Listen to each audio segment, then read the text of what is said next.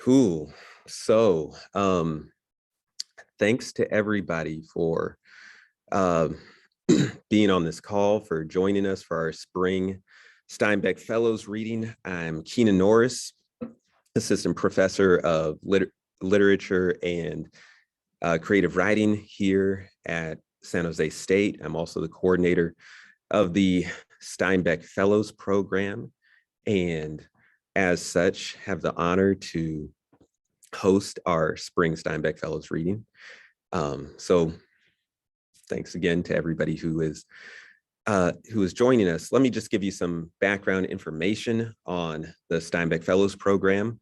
I'm sitting here in the Steinbeck Center. I might say a word or two as our evening goes along about the Steinbeck Center, which is directed by Daniel Rivers. The Steinbeck Center and the Steinbeck Fellows program is, its primary donor was Martha Heasley Cox, and we always want to honor her as part of the proceedings here with all the Steinbeck Center events. And so the Steinbeck Fellows program within the Steinbeck Center is becoming really one of the most prestigious writing fellowships in the entire country.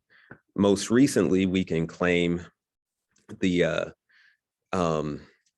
the accomplishments of many of our fellows, including the late Anthony Vias-Nassau, whose book After Parties was the 2021 National Book Critics Circle Award winner, as well as Meron Hedero's, her selection as the Kane Prize winner, the AKO Kane Prize winner for her short story Street Sweep. And Meron's first book, her book of short stories, will be published this coming summer. So I also want to mention Vanessa Hua, who is a 2013-14 Steinbeck Fellow, whose upcoming novel, her, I believe, third or fourth novel at this point, Forbidden City, is one of the most awaited novels of the summer. So the Steinbeck Fellows program is really rising in prominence due to the brilliance of fellows past and current. We also are looking forward to our 2022-23 Steinbeck Fellows. So while we honor our current Steinbeck Fellows, our 2021-22 Steinbeck Fellows, we also look forward to the incoming class of Steinbeck Fellows. And I just want to give a quick shout out to all 6 of them, to Vivian Ewing, to Amanda Mae Kim, to Meghana Mysore, to Obuk Syed, to Rena Shah, and to Annie Vi Trin. We're looking forward to welcoming all of you to the Steinbeck Fellows program come next academic year. All right, so with that all said, I'd like to introduce our first reader, our first fellow for tonight, and that is Ariel Chu. Ariel Chu is a Taiwanese American writer from East Vale, California, and a first-year student in USC's Creative Writing and Literature PhD program. She completed her MFA in Creative Writing at Syracuse University, where she received the Shirley Jackson Prize in Fiction, a former editor-in-chief of Salt Hill Journal, a 2019 P.D. Soros Fellow, and a 2020 Luce Scholar in Taipei. Ariel has been nominated for the Pushcart Prize, the Best Small Fictions Anthology, and the Best of the Net Award. Her writing can be found in Black Warrior Review, The Rumpus, and The Common, among others. Ariel is currently working on a short story collection and a novel. Let's all welcome virtually, as enthusiastically as possible, Ariel Chu.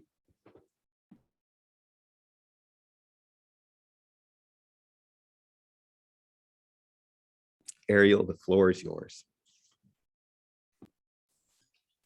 Hi, everyone. Thank you so much for that wonderful introduction, Keenan, and thank you so much for everything you do to make this fellowship possible for all of us.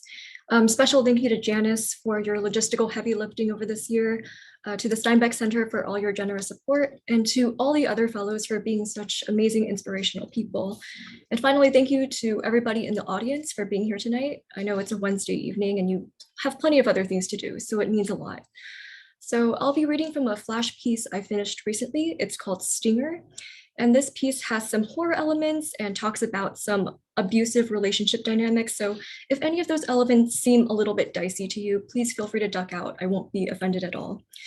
So thank you again for being here. And without further ado, this is Stinger.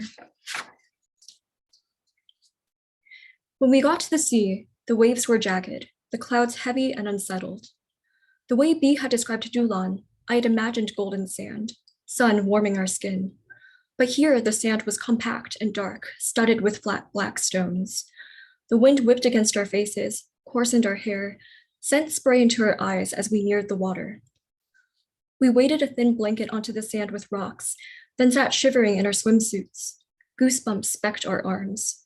For some reason, B refused to wear the hoodie she'd brought as a cover-up, so I folded mine onto my lap, feeling it grow damp in the sea air. We should go back to the hostel, I said after a moment. No one else is here. B cracked open a can of apple sidra she'd bought from the 7-Eleven. Then she took a swig, throwing her shaved head back. I imagined the metal scraping against her teeth, the cold soda gurgling down her throat. A chill traveled through me. We're staying, she finally declared, indenting her fingers into the can. Her skin had already turned a startling white. Her hands were probably frigid.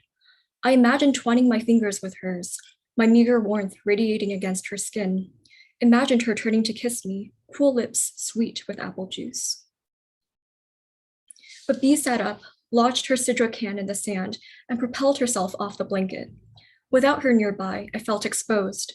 The wind rose as she approached the dark sea, the tide sucking at her bare feet.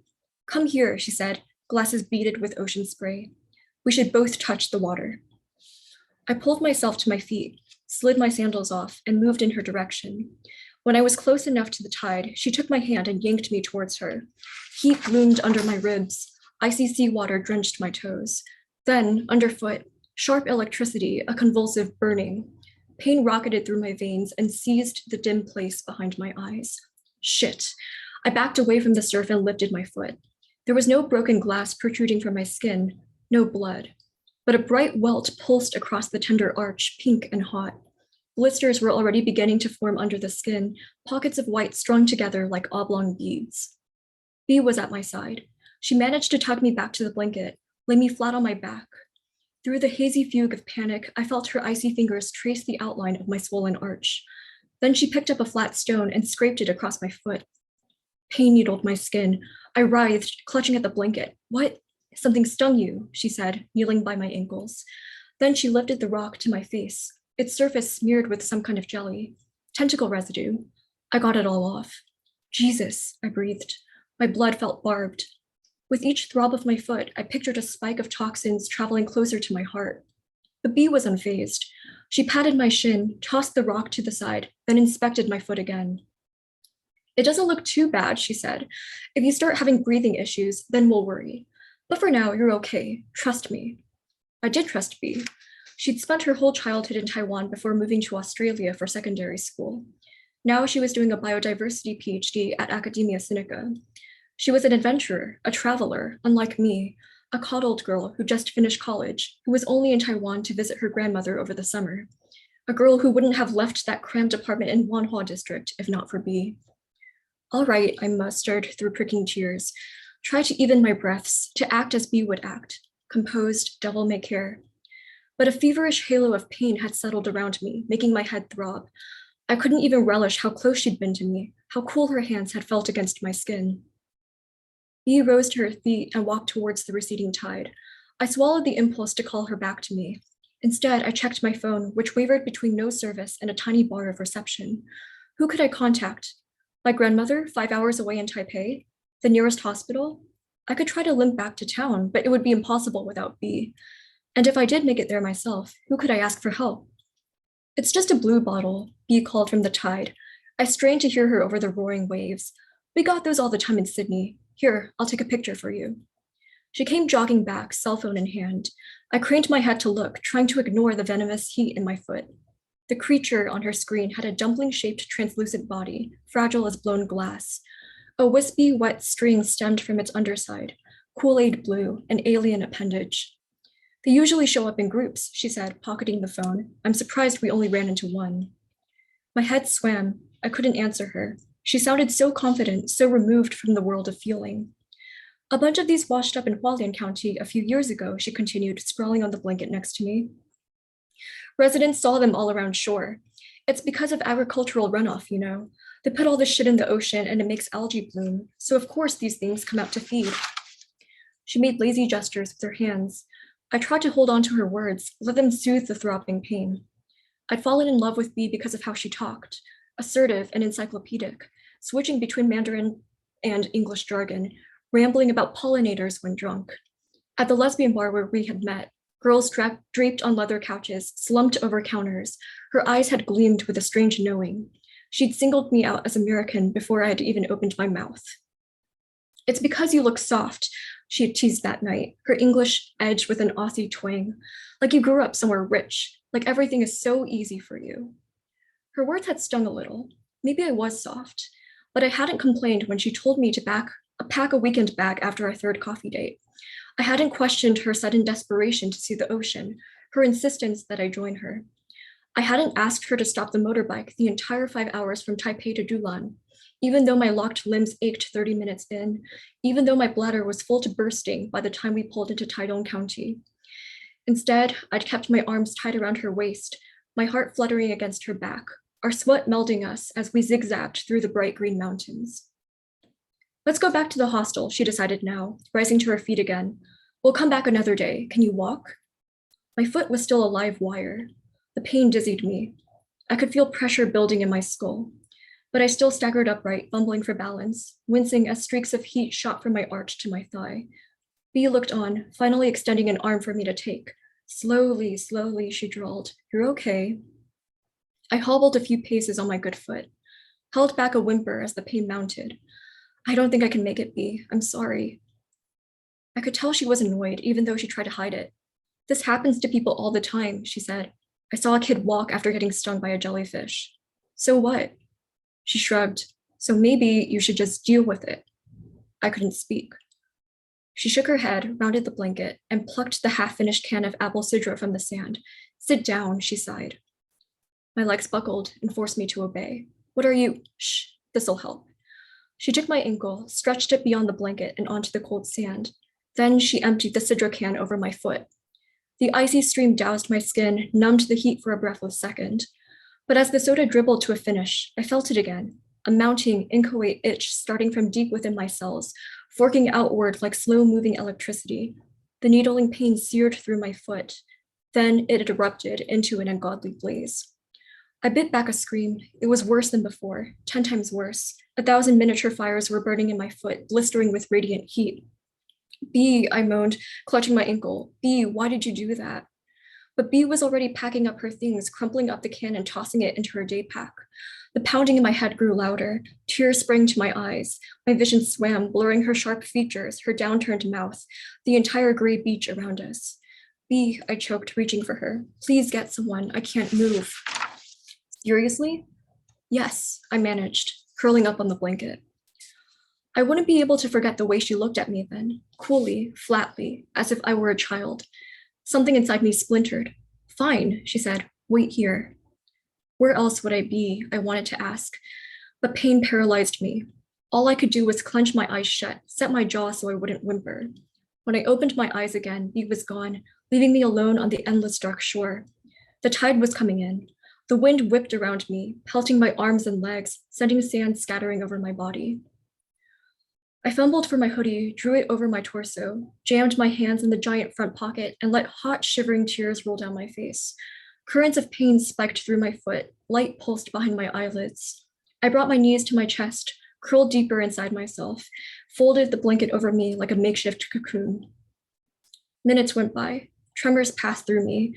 From the pain or the cold, I wasn't sure. My leg went numb. A distant ache throbbed deep in my muscles. My face was wet, my lips edged with salt when I tasted them. My foot still felt sticky with apple soda, crusted with a fine layer of sand. These still hadn't returned. The sun dipped. My throat tightened, hoarse from dehydration. The tide was encroaching, the sand around my feet growing damp. The wind howled along the steep, ragged cliffs that towered above the beach. Beast still wasn't back, and I hadn't moved or couldn't move. Sunset came. Dark, low-hanging clouds obscured whatever light remained. They glowed infernally just above the horizon. Before me, the water boiled black, threatening to swallow my ankles. My body was frozen stiff, my mind still racing with thoughts of B. Surely she hadn't gone back to the hostel without me. Surely she hadn't left altogether. Surely she just had trouble finding a doctor. Surely she was coming back. Then, a startling light. Someone was shining a flashlight at me. I heard two sets of footsteps, men's voices. They spoke to each other in Hokkien first, then to me in Mandarin. The beach is closed. Why are you still here? I tried to open my mouth, but I couldn't. My limbs felt heavy. From where I lay, I couldn't make out any sign of B in the darkness. Her bright eyes, her taunting voice, venomous longing leaked out of me. The men stood over me, waiting. Then I saw myself from their eyes, a fragile body curled on shore. A blanket collapsed translucently over formless limbs. They sensed danger from me. They would not touch me. Under the glare of their flashlights, I realized it, that all my life, I'd been desperate for the right foot to come and crush me. Until it found me again, I would not move. Thank you. Oh, thank you so much, Ariel. That was a great reading, and yeah, very compelling, very compelling story. All right, so as we continue on and we transition, I want to note, yeah, one, feel free, just like Tammy and Fong did, if you just want to show some love to the writers as we go along, just throw your comments in the chat. Also, we are going to have a short Q&A at the end after everybody is read. So be thinking of those questions that you have. You don't necessarily need to throw them in the chat with everything else because they might get lost, might get lost in the sauce there. But if you have questions, write them down somewhere, and we will take a few questions at the end. All right. So obviously, you see behind me some of the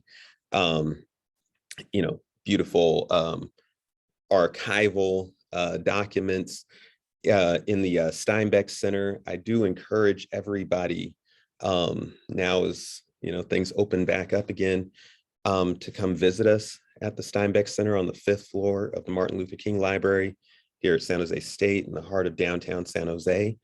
And with that, let's transition to our next writer, Tammy J Lee, who is a Korean-American writer from Davis, California. She holds a BA from UC Davis and an MFA in fiction from the University of San Francisco, where she received a postgraduate teaching fellowship. A Tin House Summer Workshop, Vona Voices, and Sewanee alum, her writing has appeared in Sundog, The Offing, Hayden's Fairy Review, and Pank, among others. She's currently working on her first novel about expat and Hagwon culture in Seoul. All right, Tammy, the floor is yours. Hi, everyone. Thanks, Keenan, for that introduction. Just to reiterate what Ariel had said earlier, our heartfelt thanks to you, Janice, Daniel, and the rest of the faculty and staff at the Steinbeck Center who make opportunities like this possible for us. And also a quick shout out to our friends and family who are tuning in as well. It means a lot. I'm going to be reading a piece that was originally a couple of chapters in my novel in progress. And I just took it out and started playing around with it and ended up with this story. The title is Pedar, which translates to delivery.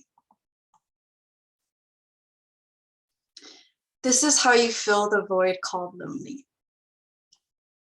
It happens by chance. You see an app called Yogio and download it because the bubbly font and white plate logo look inviting and familiar. You've never ordered delivery food before, especially here, but you go through with it because trying is better than eating instant ramen from the GS convenience store downstairs. and you would never eat alone in a restaurant. Once you log in, you see that there's an endless number of categories: fast food, Chinese, American, Japanese cuisine, home cooking, noodles, bread, desserts. You choose a restaurant and the food you want, click complete order, and wait. 30 minutes later, a delivery person wearing a motorcycle helmet rings your doorbell, and you bow and take the order from them after you pay. They bow back and tell you to enjoy your meal, which makes the 1-minute exchange feel endearing somehow. It becomes an addiction. During the subway rides home after work, you scroll through entrees and sides. You run home from your stop, knowing you'll get to the door of your office till a few minutes before the delivery person comes with your order. You marvel at the different options you have now, no longer limited to convenience store food. If you crave sushi, you can buy a 20-piece sashimi set. If you feel like eating pizza or pasta, you could customize the toppings on both. Fried chicken always comes with a free 2-liter cola, and the burgers from McDonald's are close enough in taste to the American version that you find yourself ordering them every other day. Yukki tteokbokki becomes your favorite dish because it's the spiciest thing you've ever experienced, which you save for Friday so you don't have to worry about your bathroom needs or the way the corner of your lips are swollen the next morning. You wonder where delivery food has been your entire life and why anyone would bother putting on clothes and going to restaurants when restaurants could come to you.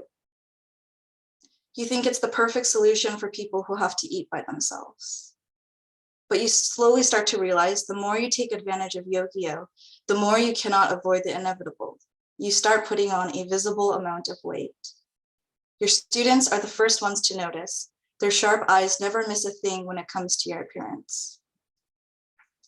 "Teacher, you're a pig. You're the king of all pigs," they shout in the middle of class on some nights. You ponder this, not just a normal pig, but the king of them. The comment was meant to sting, but it doesn't. What your students don't know is how you're already there in your kitchen, imagining you're getting your wallet ready by the counter and standing by the video intercom attached to your entryway wall. What they don't know is that it doesn't matter what they think because you're numb now. Delivery food does that. It numbs you to pretty much everything. So in a way, it has saved you, protected you. You don't think about Amma and Appa in your old life and how everyone thought something happened because it was just so unlike you to just pack up and leave. So delivery, pedar you call it now, your favorite word, is the singular thing that brings you joy at the start of every new day and gets you through these long nights of teaching at the Hagwon. You smile faintly in response, which confuses them. Your students are too young to understand this. Sometimes when the delivery men take off their helmets to greet you, you're pleasantly surprised when they're handsome. Like the delivery man from the tonkatsu restaurant and the way his eyes crinkle into barely there crescent moons when he tells you to enjoy your meal. "Have a delicious meal," are his exact words. Sometimes you lean against the door and press the bag of food close to your chest. You order from the tonkatsu restaurant more often. One night, you watch through your intercom as the McDonald's delivery man puts 2 hands on his helmet to push it off his head. It's an indication that he's friendly, and he'll probably comment on the recent rainstorms. You pull away from the screen and smooth your hair a little before opening the door. "Pedario," the man announces. He has long, shaggy hair that reaches his shoulders and curls at the ends.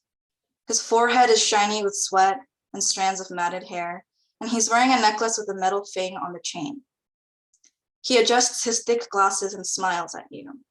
You deflate a little and hand him your debit card. "You must be American," he says as he slides the card into the reader. You haven't said anything yet. How does he know this? They're usually never able to tell. When you ask him, he smiles and lifts one shoulder as if to say, "Just a guess." He asks you for your PIN number and holds the card reader in front of your face. This transaction is already taking longer than usual, even with the small talk. You're annoyed and you've never been asked for your PIN before, but you press it into the rainbow-colored keypad and hit enter, hoping to get rid of him. He looks down at the screen and frowns. He makes a show of taking off his glasses and squinting at the words. Something is wrong with the chip reader. You need to enter the PIN number for your card again. You enter your PIN 3 more times to no avail. He asks you if you have cash, and of course you don't, because that's not how it works. He suggests that you go downstairs together where you can withdraw cash from the ATM inside the convenience store he passed on his way up here. You want to hand him back the food and tell him to forget about the whole transaction, but you don't because you're in a foul mood and don't feel like ordering something else and waiting all over again. You put your Snoopy slippers and step out. During the ride down in the elevator, the delivery man whistles. He turns to you and asks if you live alone. You say yes, but immediately regret your answer because you know you're always supposed to lie to Korean men. You're not good at pretending, especially when you're by yourself. He tells you his name is Jay. That must get lonely, he says. You look down at your feet. He pulls his phone out and offers it to you, asking to be katok friends.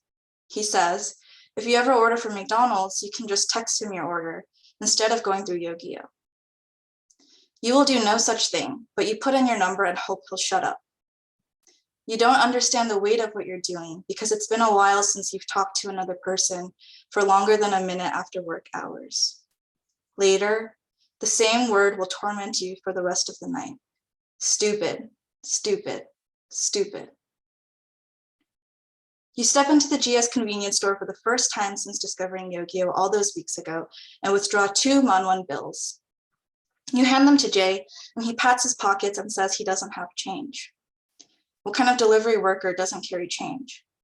You tell him not to worry about it and watch him put on his helmet, start his red and yellow McDonald's motorbike and merge into the main road.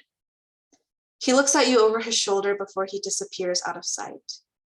You let out a long breath because the uneaten food has gotten cold upstairs.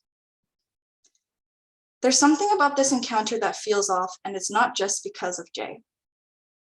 You sit on a plastic chair outside the GS and scroll through your phone, where you learn that putting in a PIN number for debit card transactions isn't normal here unless you complete a large transaction at a bank. You think about how Jay guessed you were an American, his machine conveniently not processing your card, your conversation in the elevator. You wonder if you should call the police, but what would you say? Hello, police?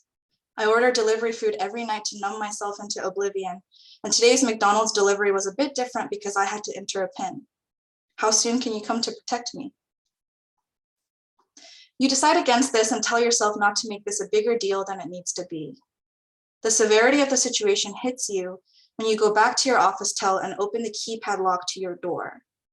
The PIN number that you had entered in Jay's card reader also happens to be the passcode to the apartment. Through the phone attached to your intercom, you call the security guard at the front desk, who tells you he'll call the building's maintenance worker, but it'll take a few hours for him to come on such short notice. You have no choice but to wait, and you realize you need to find a way to protect yourself because delivery food has failed to protect you the way it always has. You barricade your apartment while waiting for the maintenance worker, dragging your twin bed frame to the entryway so it can block the door. You push the small fabric love seat to the door too. But this is the extent of the heavy furniture you own in this office tel that's only yours for the year. You carefully line the hallway with steel pots and pans, so if you were to accidentally fall asleep, you could hear him crashing through. By the time the last pot is in place, you realize that you'd forgotten how doors here open outwards, not inwards like they did back at home. The barricade is useless. Jay messages you. So nice meeting you. Can we see each other again? His profile picture is a stupid computer graphic wolf, and his status message has the burger and fries emojis. You press block and end up falling asleep with one hand grazing the handle of the metal pan next to you. You cannot give delivery food. You cannot give up delivery food, even though you know that you need to. You avoid McDonald's, but you go back to ordering everything else on Yogio. You're free to go back to numbing yourself in this way that you love. You're happy again. One day, you come rushing home after work, hoping the tonkatsu restaurant sent your favorite delivery man, when you see something that makes you stop. A bright red scooter with the unmistakable yellow M logo parked outside the double doors of your building. The delivery driver is nowhere to be seen. You tell yourself to breathe, that this doesn't mean it's Jay's bike. McDonald's is a popular chain. Anyone else in the building could have ordered from there. When your doorbell rings and you see the top of a helmet, you eagerly open the door. But it's not the delivery man from the tonkatsu restaurant. It's Jay. The metal fang of his necklace glints in the hallway light. He remembered your building and office tel number. I had business in the area and thought I'd say hi, he says. You are numb and immovable, but this really isn't the time or place for it. Jay tells you he needs to use the restroom and asks if he could use yours. You shake your head no and pull on the handle to close the door, but he sticks a foot in the door frame to stop you. He tells you it'll only take a second and he'll leave immediately after. He moves past you and goes into your place, shutting the door of the bathroom before you can react. Your heart starts pounding, but you are still frozen. When he comes out, he doesn't leave like he promised he would. Instead, he goes straight to your bed and sits down on the edge. He bounces on it a few times. Nice, he says, and then he looks at you and smiles. Your legs start to shake. Your voice barely comes out as a whisper, but you ask him to leave. I just wanted to hang out as friends. He walks around, touching the puzzles you glued together and hung on your wall, leaning in to look at the Polaroid pictures you had pinned on the bulletin board above your desk. You slowly reach towards the back pocket of your sweatpants for your phone, feeling for its shape. But who would you call? Jay sees you and walks over to where you are, still frozen by the door. He tells you he needs to leave now because his other deliveries are waiting. He touches your cheek before he walks out, and you do nothing. You stand there in the entryway long after he leaves, and the lights above you automatically turn off. Outside your windows, you can see that it's snowing, the first snowfall of the season. You're not outside, but you can feel the drops of ice seep through your body. Everything is cold now. Everything is dark. Snow continues to fall outside. You close your eyes and hate how much you want to eat, but how much more you want to forget. Thank you. Thank you, Tammy, for that powerful reading.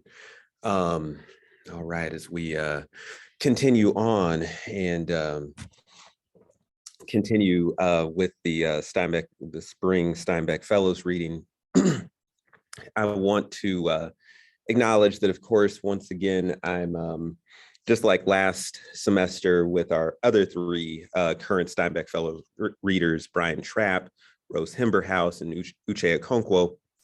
I'm once again hosting this by myself in the Steinbeck Center, but it is our sincere hope and really my expectation that when we come back for our fall 2022 reading, that we'll have a live audience once again. The only reason we couldn't this time was because of Omicron, because of the Omicron surge in winter, but we plan to have that as well as a live streaming option so that those of you like my mom who are on this call and who I know ain't coming up here will still be able to tune in as well. So we'll have those have both options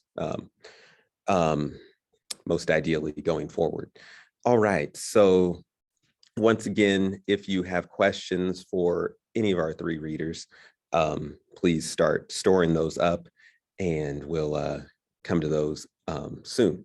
Okay, our final reader for the evening is Tamiya Sipos, who is a Hungarian-American writer, poet, and translator with an MFA in creative writing from the University of Nevada, Las Vegas.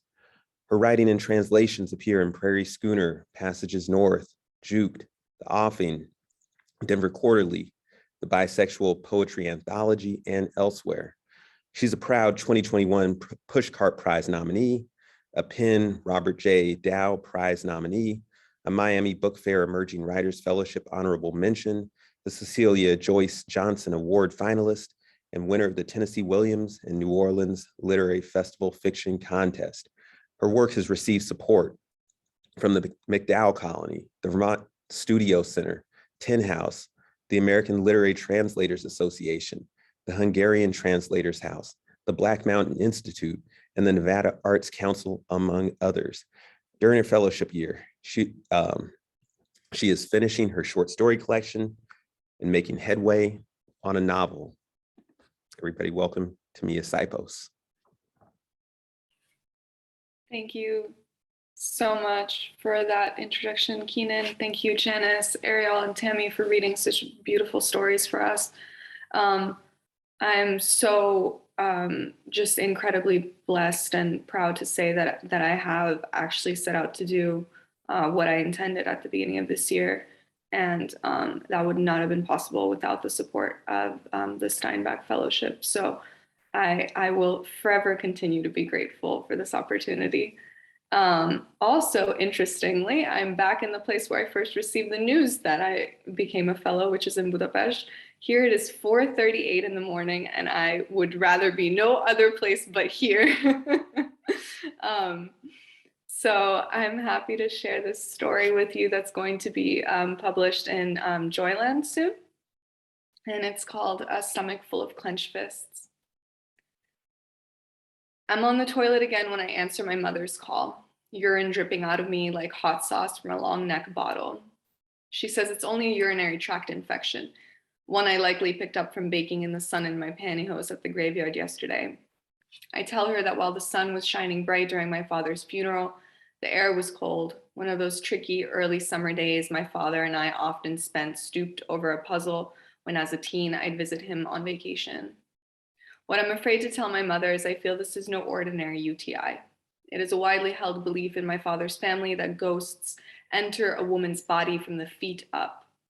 It's why women in his homeland never walk barefoot in a cemetery or dance barefoot as I had last night, drunk and stumbling into the lap of my father's teaching assistant just yards away from his casket.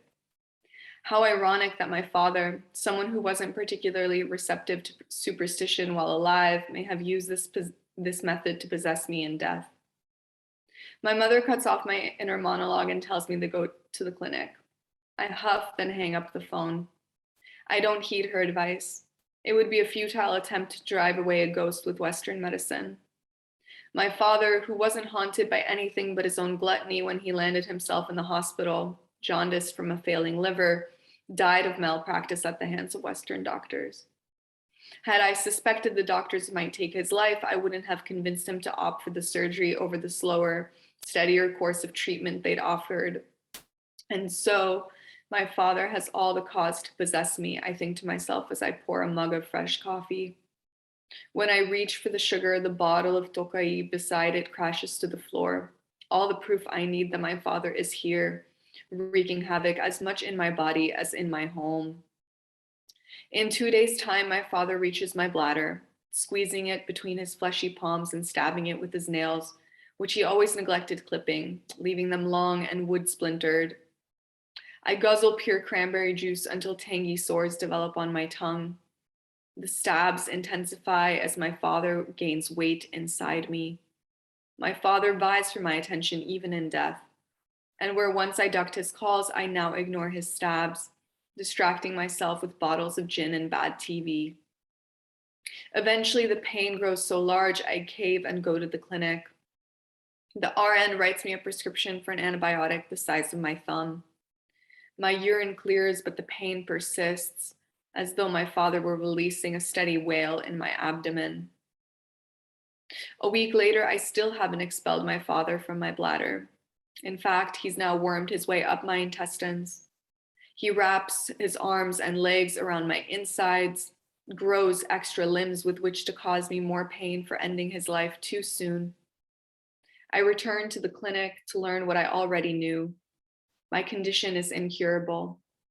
Let's hope I'm wrong, says the RN, uncertain in her ability to diagnose possessions. Instead, she writes a 3-week course of antibiotics. My father, who now haunts the entirety of my abdominal cavity, comes to me in dreams. Although my mother divorced him decades before his death, in these dreams, he always shows himself with her. They laugh like I never saw them do when he was alive. And I don't have the heart to implore him to quit his haunts. I don't have the heart to remind him he's dead.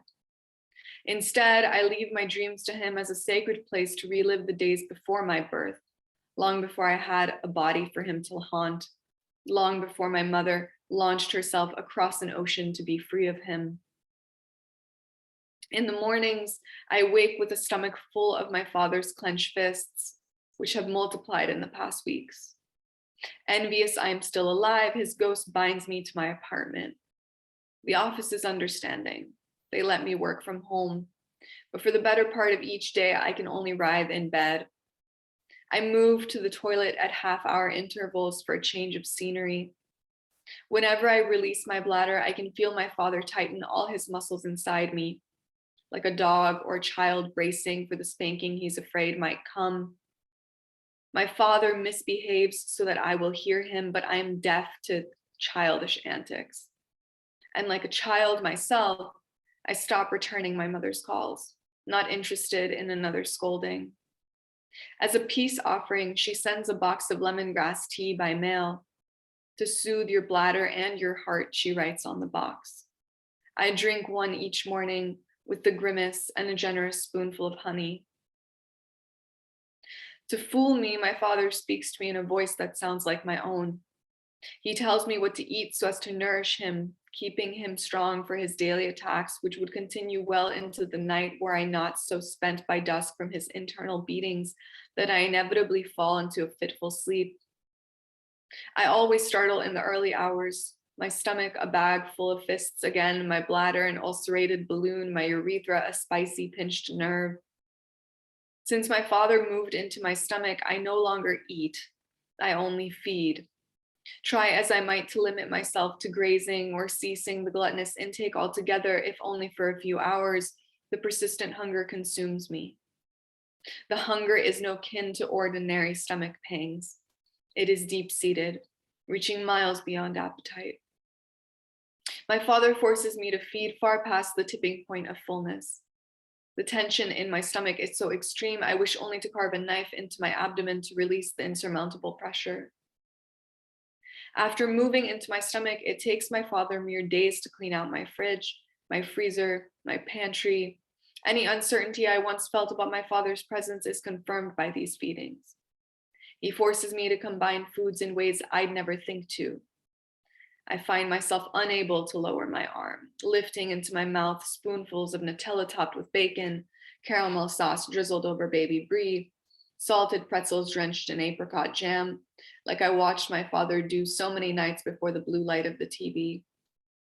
Never was I much for cooking, but now I find myself above my stovetop and at my oven for the better part of my days, strengthening the gastronomic muscles my father always wished to possess. My apartment is a soup of aromas, the heavy smells of chocolate fondue mixed with the slightly sour scent of dairy and the earthiness of root vegetables. On my daily trips to market, I buy cooking utensils I've never seen in person until now. Pressure cookers and blenders and whisks and strainers of all makes and models. If my father had his way, I'd cut the middleman and mainline the beef briskets and fettuccine alfredos, the chicken paprikash and pogacha, the Rice Krispies and shomloi galushka. At least that way I wouldn't be left breathless after inhaling another course. In my dreams, my father wears the smile of a proud father. He takes me at age 10 to ballet, something he could never do from an ocean away. He pulls the pointe shoes gently over my feet. I see him there on the bench in the studio, captivated by my 100th plie, and I see my younger self spotting over my shoulder with each turn. I stay off the floor, leave him to watch young me, leave young me to watch him, for despite the clawing pain I feel in my stomach, even in sleep, I don't have the heart to take this girl's father too soon. The next morning, I wake to the usual fires my father stokes in my belly at night. The difference this time is when I sit on the toilet to release at least a portion of what he gathered the night before, he refuses to let go. He grips the dense block inside me, and the more I strain, the harder his grip. That's it, I think. You've outstayed your welcome. I take all the food out of my apartment in 2 trips, then lug upstairs the bottled water and bags of lemon I buy at this corner store. I'm so spent from the effort, the most exercise I've had in weeks, that I crack open and drain my first bottle of water. My belly swells with the fluid. My father swims in it, subdued, a child in utero who's yet to realize I'm going to starve him. Then I pick up my phone, ignoring the work emails and texts from friends, and call my mother. If my father knows how to eat, my mother knows how to starve. All my childhood, my mother was either fasting or juicing or dieting, while my father gorged and smoked and sang and boozed.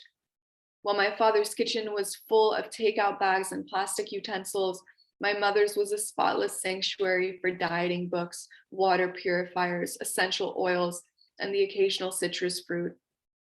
In all the time I've known her, my mother has been a rail thin woman, while my father grew from a heavy set man in early adulthood to an even heavier set man later in life. My mother answers after the second ring. I can hear the pause in her throat as she turns her urge to scold me for disappearing into gratitude for my having called now. She tells me to keep grade B maple syrup on hand for when my detox symptoms become too much to bear. But she doesn't know what a voracious parasite my father has grown into since we last spoke. Doesn't know I cannot trust him to limit us to just 1 tablespoon of syrup in the lemon water elixir that will become our consistent meal from today on. I drink the 2 liters of water my mother recommends as the daily minimum within the first 6 hours of my day, but my father does not budge. He and his mass neither move, nor crumble, nor melt at the edges, despite my having cut off his supply. The citrusy water cascades around him. He yelps and screeches for sustenance, but I do not yield. At each wail, I drink another sip. He grows louder throughout the course of day, but the more I drink, the more distant the pain of his screeching feels, as though the water were building a dam between us. That night, I fall asleep with the goal of talking to my father. In my dreams, I follow him to the village where he would have worked after college had he not met my mother, which I recognize from his stories by the dusty roads and broken telephone wires. Then I go with him to the birth of the baby brother I never had. Finally, I catch up with him at the inn, feasting on a cutting board of felagottak, paired with a glass of red as the house band surrounds him with their string instruments. The singer has the black curls of my grandfather, who I've only known through pictures, and the angular brow ridge of the weekend clerk at my local market. They play my father's favorite song, the one that goes, "My wrongs I don't know how to defend. With gypsy music, my heart I mend." He pops a piece of bread with sausage, cheese, and green onion in his mouth, rests the bite on the inside of his right cheeks, and sings along, "Don't let me wither in this warm weather." I cross the empty restaurant and walk up to him. His eyes are still closed when I approach. "If you no longer love me, I may as well die, because you were my sweetest dream."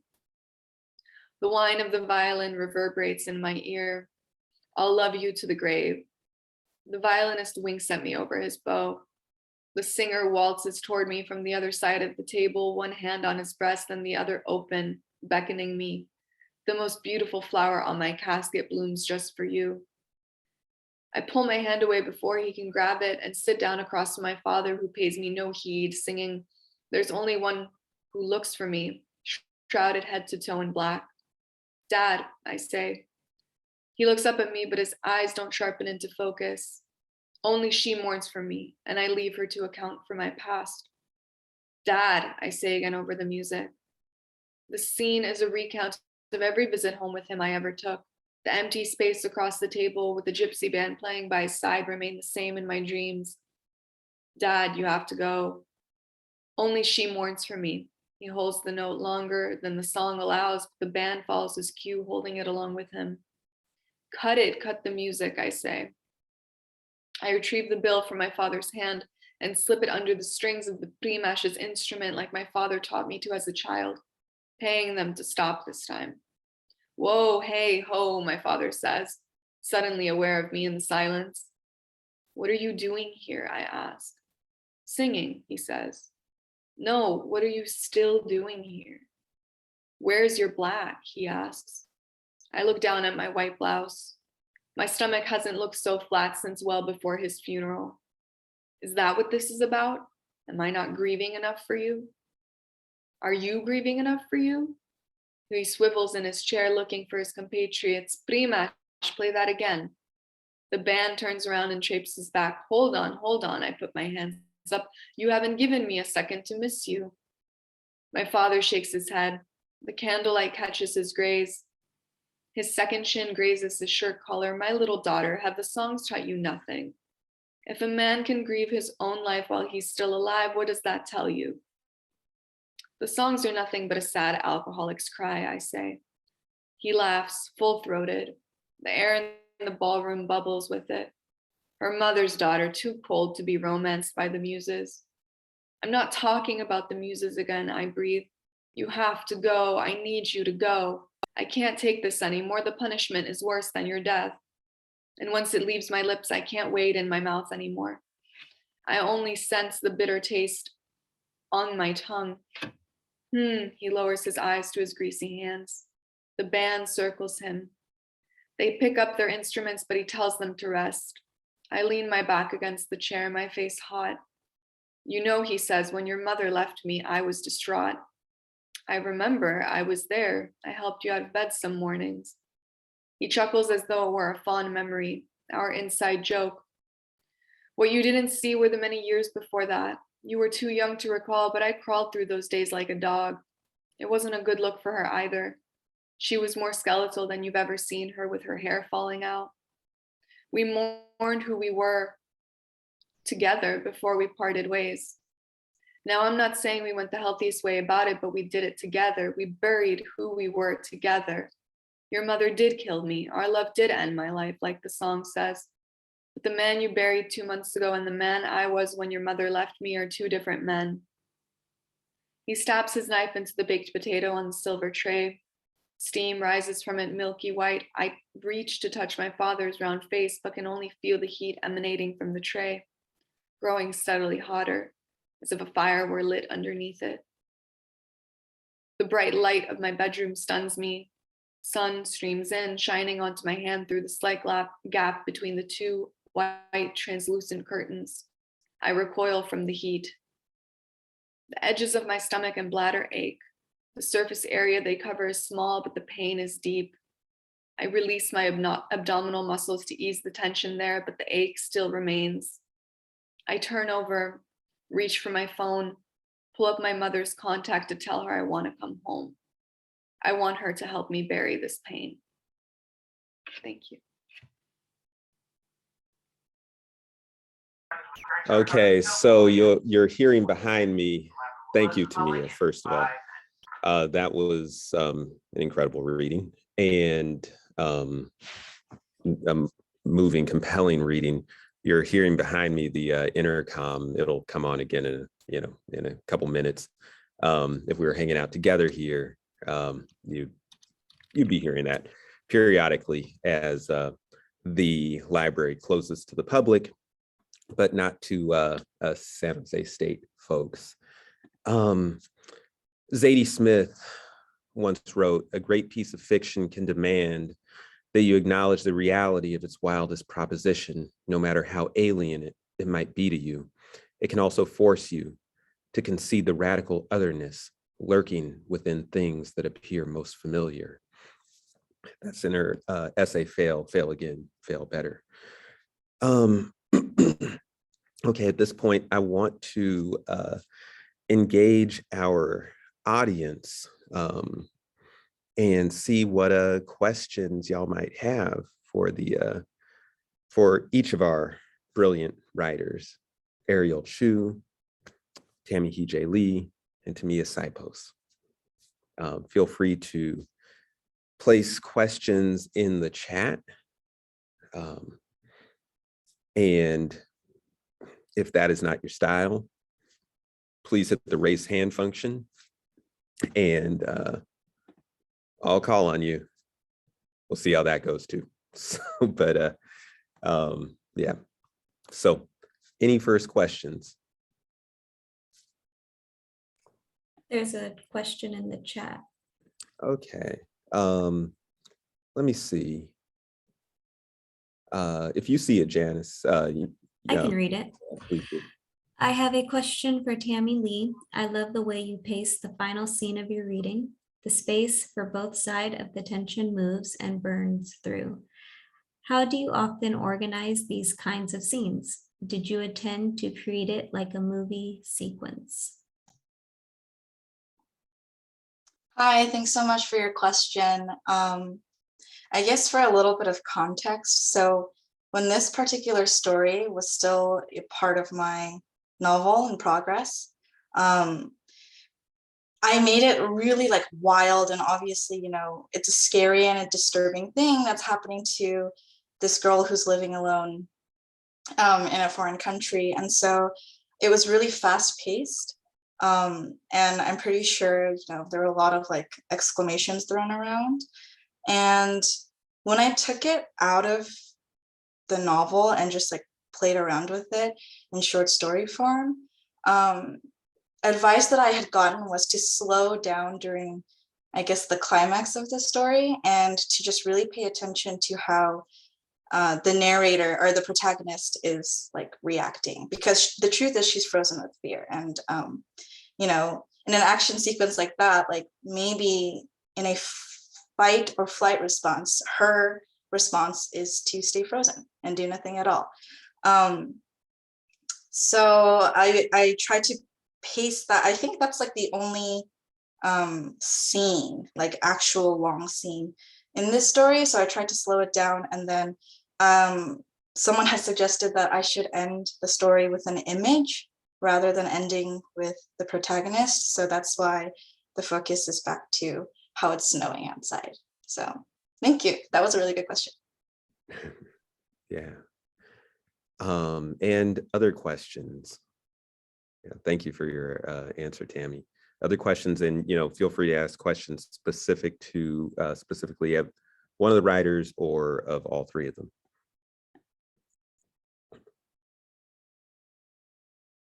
And I mean, I have a question. Okay, Selena. Yeah. Hi, I have a question. Thank y'all for that wonderful reading. My question's for the last reader. I'm so sorry, I didn't get your name. Tamia, maybe? Yeah, it's me. Okay, Tamia. I wanted to ask how you came to this metaphor for grief. Thank you so much for your question. Yeah, this is a long and complicated and unfortunate answer. I, as of the last 3 years, have struggled with chronic pain due to digestive issues. And in searching for what the cause of my chronic illness is, I came to find that there's growing scientific evidence out there that, as we know now, the body remembers, the body stores trauma. And when trauma is incomplete, the cycle doesn't play out fully in our bodies, that gets stored up in our body, and it can cause physical disturbances.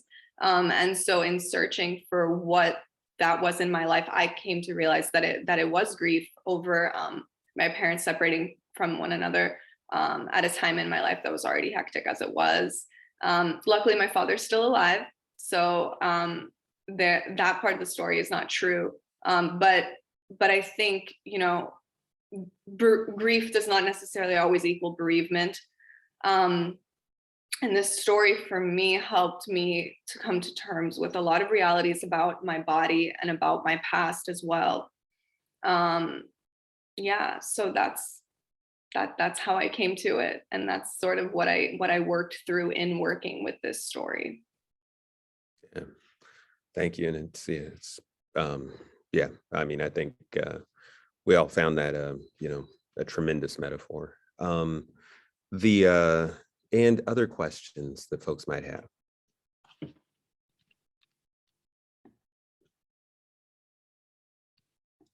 Yeah. Anybody else? Okay, well, I have a question, and going once, going twice. Okay. I'm not waiting any longer because I have a question. All right. So a great writer once told me that you need to write about that which obsesses you. And maybe obsession is like the wrong word now, because back then when she told me that, like talk about like mental health and so forth wasn't really a thing in the writing world, and it is now. So maybe I should change out obsession for like preoccupation or something, or fascination. But what obsesses you or fascinates you and drives you to write? I want to start with Ariel, but I'd like everybody, if possible, to answer the question. That is such a fantastic question. I'm going to try to do justice to it. But the first thing that came to mind was that I'm obsessed with new vocabularies for emotion, desire, loss, queer vocabularies, especially. I think, and then growing up in a bilingual household, I think the need for a new vocabulary was quite literal. Whenever I was called upon to explain how I was feeling to my parents who didn't speak English very well, I'd have to come up with new ways of describing my experience. So I think my stories are really interested in new symbologies, like, using metaphors from the natural world to describe interiority, or, figuring out how to describe the subtle power dynamics between people, like how they fluctuate. Tracking those things has always been really interesting to me. And I think so much of our emotional vocabulary has been co-opted by capitalism, like wellness culture, consumer culture, by heteronormativity, how you're taught that you should love people or express that love. So I think that fiction can go a long way to helping us figure out new ways to relate to each other. So that's what I'm obsessed with, kind of putting words to those feelings. Yeah, thank you. And Tammy or Tamiya, if either of you would like to respond. Yeah, I can go next. I think I'm obsessed with loneliness, and that's not necessarily to say like, it's not that healthy, but I think I'm really interested, and a lot of my work tends to explore how people reckon with loneliness.